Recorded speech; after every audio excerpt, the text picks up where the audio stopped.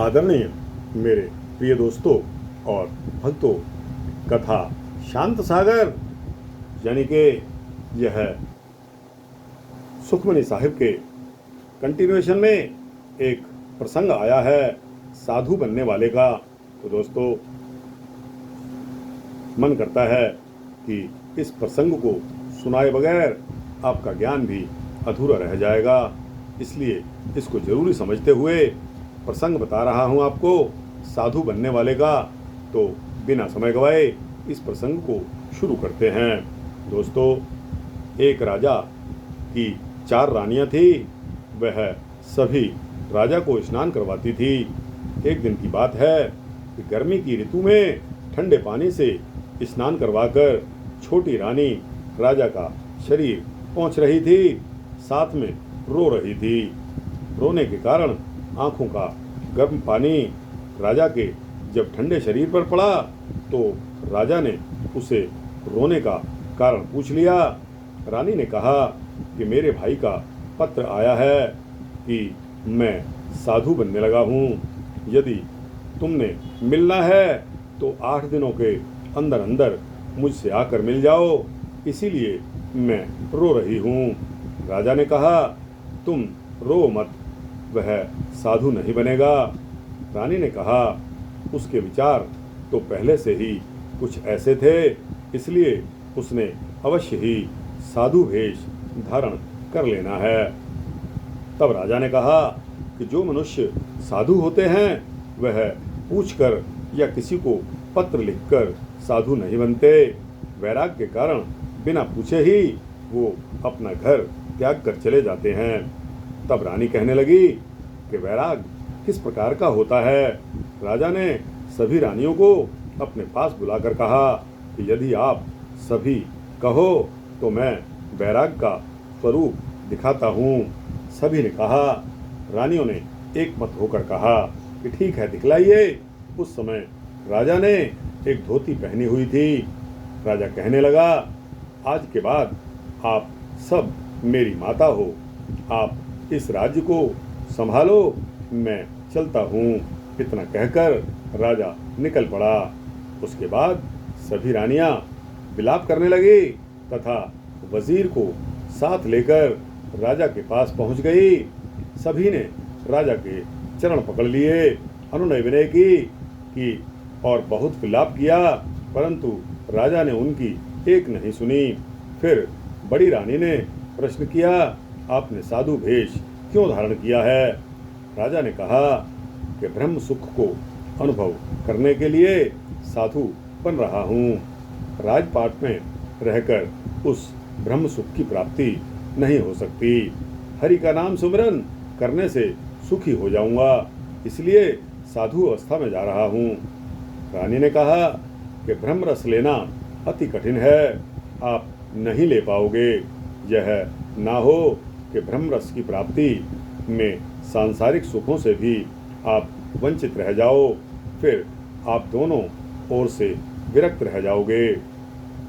जिस प्रकार बगुले को अपनी पत्नी का कहना न मानने पर दोनों ओर से रसहीन होना पड़ा, यदि आप भी मेरा कहना नहीं मानोगे तो आपको भी ना तो सांसारिक रस मिलेगा और ना ही ब्रह्मानंद प्राप्त होगा।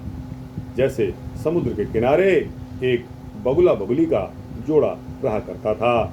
उनका आपसी प्रेम बहुत था, दोनों इकट्ठे ही मछली पकड़कर खाते थे। समुद्र के किनारे पर नारियल के वृक्ष भी थे। एक दिन वहां पर हंस आ गए। वह अपनी चोंच मारकर नारियल में से दूध पीने लगे तथा उसमें से कुछ एक बूंदें नीचे जमीन पर गिर गई। उन्हें देखकर बगुला बगुली से कहने लगा कि यह भी हमारी तरह ही हैं, दूध क्यों पीते हैं, मछली क्यों नहीं खाते? तब बगुली ने कहा कि यह हमारी तरह सफ़ेद होने पर भी बगले नहीं हैं, यह तो हंस हैं, यह तो दूध में मिले हुए पानी को भी अलग कर देते हैं, हम नहीं कर सकते।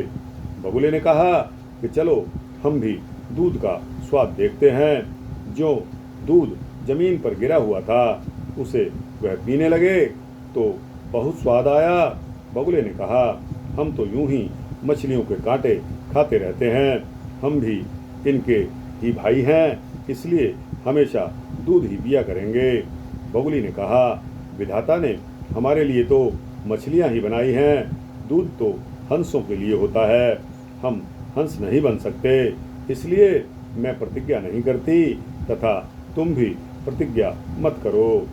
तब बगुले ने कहा कि मैं तो प्रतिज्ञा करता हूँ कि कभी भी मैं मछली नहीं खाऊंगा। बगुली ने बहुत समझाया, परंतु मूर्ख बगुला नहीं समझा। प्रतिदिन वहां आकर जमीन पर गिरा हुआ दूध पीने लगा। कई दिनों तक तो निर्वाह होता रहा।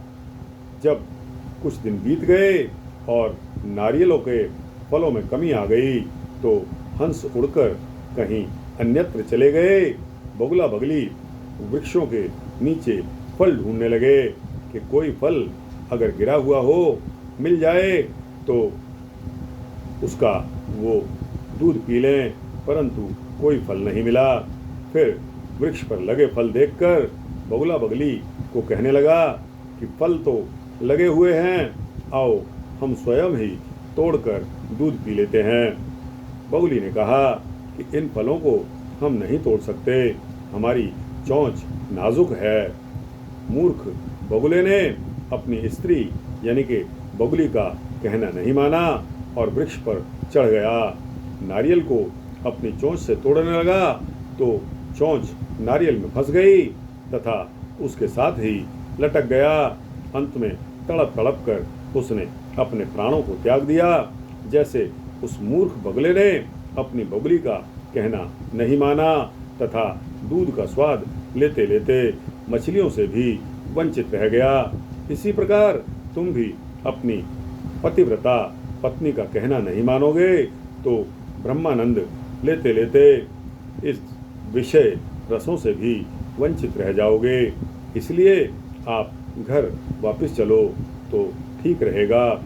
राजा ने कहा, मैं ऐसा मूर्ख नहीं हूँ जो तुम्हारा कहना मानकर अपने ब्रह्मानंद को त्याग दूं और विषय विकारों में फिर से लीन हो जाऊं। तुम्हारे कहने पर यदि मैं घर जाता हूँ तो मैं मूर्ख कहलाऊंगा। राजा ने वार्ता सुनते हुए कहा, एक निर्धन जमींदार का एक लड़का तथा एक लड़की थी। जिस घर में वह लड़की विवाहित हुई तो वहाँ पर गाय भैंसें बहुत सारी थी। कन्या ने सोचा कि मेरे मायके में कोई भी गाय भैंस नहीं है, मैं अपने भाई को यहाँ बुलाकर बहुत सा दूध मक्खन खिलाकर बलवान बनाकर भेजूंगी। यह बात सोचकर उसने अपने भाई को बुला लिया। ग्रीष्म ऋतु थी।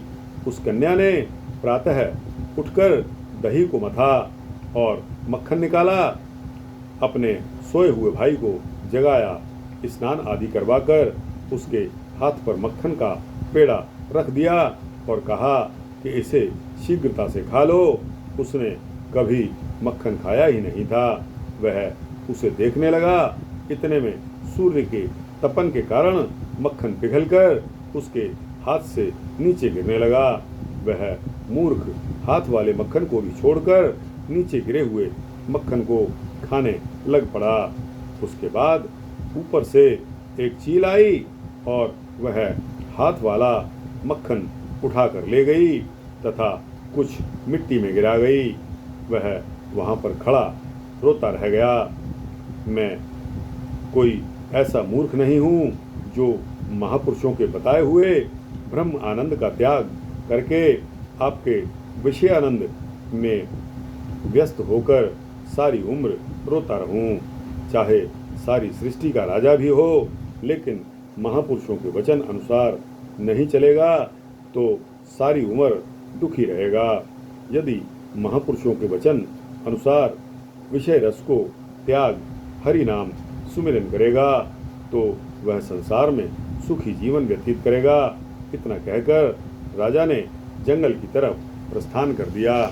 दोस्तों, इस कहानी से, इस साखी से आपको क्या शिक्षा मिलती है। दोस्तों, राम नाम सत्य है। एक ही बात सभी की समझ में आती है कि अपना अंतिम समय, अपना अंतिम दौर शुरू होने से पहले उस परमपिता परमात्मा की ओर लग जाओ, उसके प्रति समर्पित हो जाओ, उसके प्रति उसकी शरण में चले जाओ। दोस्तों, सब ठीक हो जाएगा। समय रहते अगर आप नहीं चेते तो याद रखना, ये 84 लाख योनियाँ ऐसे ही नहीं बनी। इन सभी में जन्म और फिर पुनर्जन्म लेकर आना पड़ता है। तो दोस्तों, यह वृत्तांत यहाँ समाप्त करता हूँ। साधु बनने वाले राजा का प्रसंग आपको पसंद आया हो तो इसको लाइक और शेयर करते हुए अपने दोस्तों, भक्तों, मित्रों, जिज्ञासुओं तक पहुँचाना। अपने कमेंट्स सेक्शन में जाकर अपनी राय भी अवश्य देना। दोस्तों, इस चैनल को अगर आप सब्सक्राइब कर देंगे तो आपको इसी तरह के सूक्ष्म भक्ति वृत्तांत मिलते रहेंगे। जय श्री सीता रामचंद्र भगवान की जय।